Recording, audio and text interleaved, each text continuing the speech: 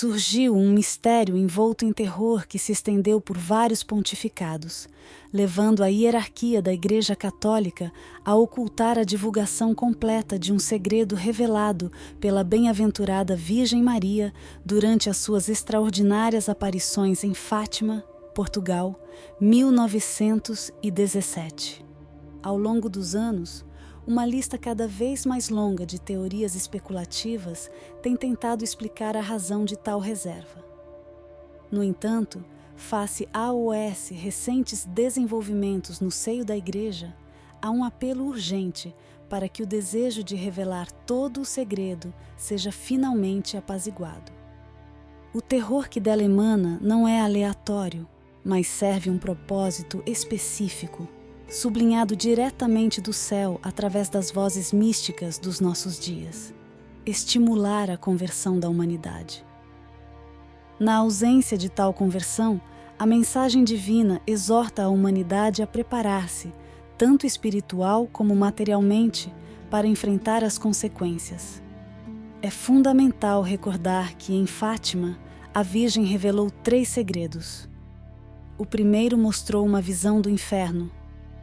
A segunda anunciou o fim da Primeira Guerra Mundial e o advento de outro conflito mundial, assinalado por um fenômeno celeste único em 1938, enquanto o terceiro permaneceu envolto em mistério até sua revelação parcial em 2000.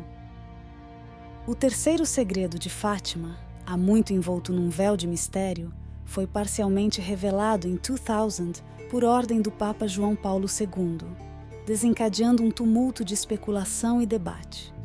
Segundo o anúncio oficial do Vaticano, o terceiro segredo descrevia uma visão perturbadora. Um bispo vestido de branco, mais tarde identificado como o próprio Papa, sendo morto por um grupo de soldados armados com flechas e balas. Essa revelação, por mais dramática que seja, deixou muitos se perguntando: é isso? Personalidades influentes dentro da Igreja, que teriam tido acesso à carta original escrita pela irmã Lúcia, uma das videntes de Fátima, levantaram dúvidas de que toda a verdade ainda não tenha sido divulgada. O véu de segredo e as meias-verdades apenas intensificaram a sede de conhecimento, com acusações persistentes sugerindo uma divulgação incompleta por parte do Vaticano. Las apariciones posteriores de la Virgen, como la de Akita, en Japón, donde una estatua de la Virgen llora lágrimas humanas, un fenómeno confirmado por la ciencia moderna, han fortalecido el vínculo entre los mensajes de Fátima y advertencias aún más oscuras sobre el futuro da humanidade. Este contexto de mistérios não resolvidos e de advertências celestiais levou a uma situação em que o desejo da verdade colide com a necessidade de proteger os fiéis de uma realidade talvez demasiado desconcertante.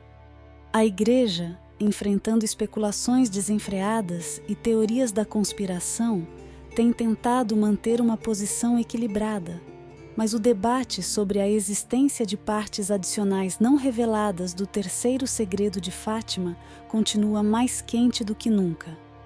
O puzzle de Fátima, com os seus segredos parcialmente revelados e profecias apocalípticas, continua a ser um desafio à fé de muitos.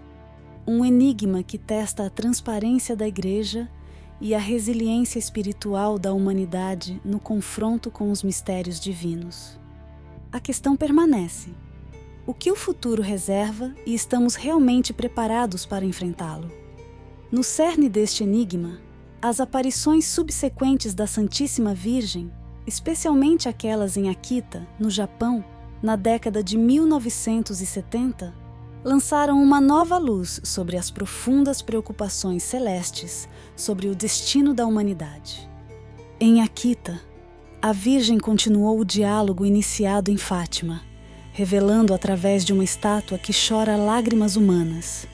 Fenômeno examinado e confirmado pela ciência moderna, uma série de mensagens que ressoam com uma urgência chocante. As palavras da Virgem em Akita, que falam de castigos condicionais de proporções bíblicas, parecem ser um eco direto e amplificado dos segredos de Fátima, enfatizando um apelo desesperado à conversão e à penitência. A revelação de Akita, que fala de fogo caindo do céu e de uma devastação tão vasta que faria os mortos invejarem os sobreviventes, não é apenas um aviso.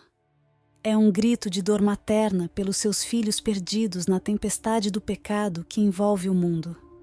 Esta mensagem, com a sua ênfase na oração, especialmente na recitação do rosário e na importância da fidelidade ao magistério da Igreja, destaca as profundas fissuras espirituais e morais que ameaçam engolir a humanidade.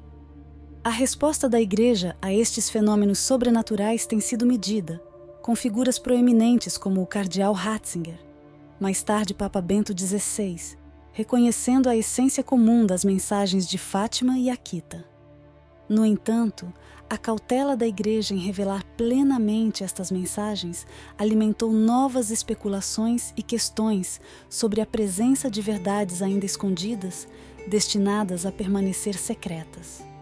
A legitimidade das mensagens transmitidas em Akita recebeu importante apoio quando Dom Ito, após cuidadosa e prolongada avaliação, reconheceu oficialmente que o seu conteúdo não só se harmonizava perfeitamente com a doutrina católica e os princípios da boa moral, mas também refletia, de forma surpreendentemente precisa, as urgências do nosso tempo. A aprovação do bispo não foi precipitada.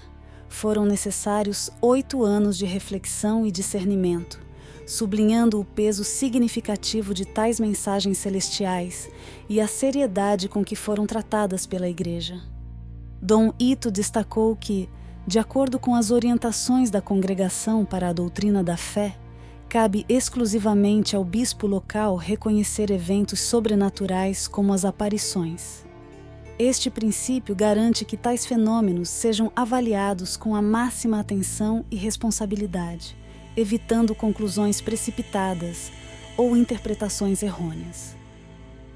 Significativamente, o bispo observou como as mensagens de Akita não só ecoam as revelações de Fátima, mas amplificam o seu apelo à conversão e à penitência.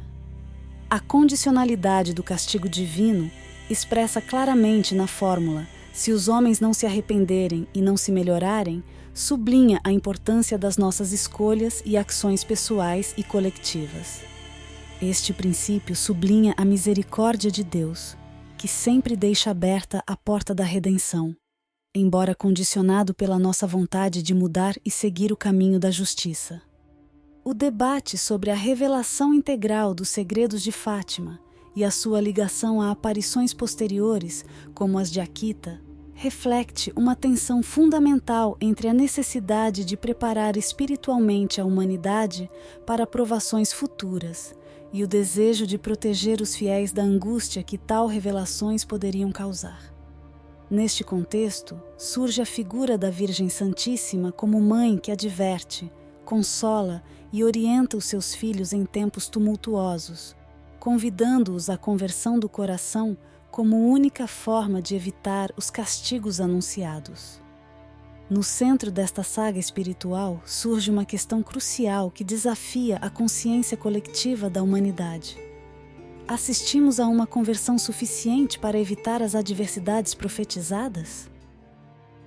A resposta a esta pergunta pode ter sido parcialmente revelada num episódio intrigante ocorrido recentemente, em 2 de janeiro de 2024. Quando a mística Valentina Pagna partilhou uma experiência extraordinária que lançou uma nova luz sobre as consequências espirituais das nossas escolhas terrenas.